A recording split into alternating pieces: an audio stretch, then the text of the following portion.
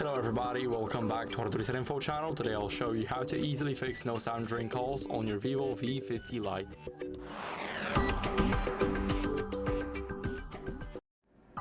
So now when you're in a call, then try and boost up the call volume. Basically you cannot change it while you're not in a call, but you can also try and change it in the settings by going into sounds and vibration. So here, as you guys can see, you also need to be in a call to do that, so it's only available while in a call, as I said. And you can try and push the volume up while in a call to the max, so keep holding it for like maybe 5 seconds max, and you should be all good.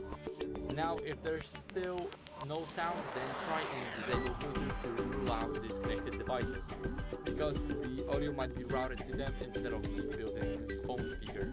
So then try and clean the earpiece with a soft brush, and then test with another call, or maybe test it with a different app to see if it brings different results, for example WhatsApp. So it's worth testing out.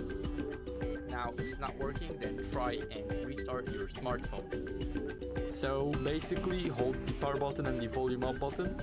Now click restart and wait for your phone to restart. So I'll see you guys once mine is restarted.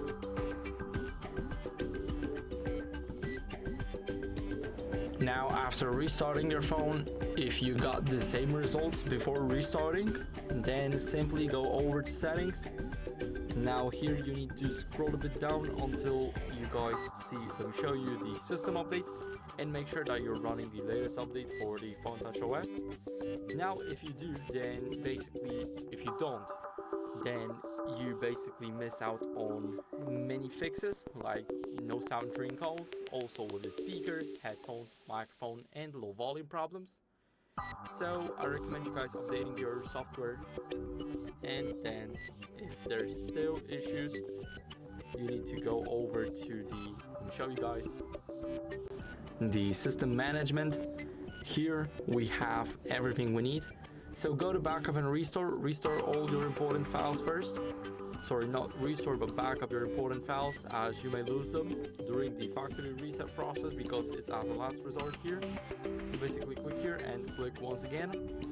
So if it's still not working even after the factory reset, then it's probably the hardware issue, and you should get it checked out by a professional and not me.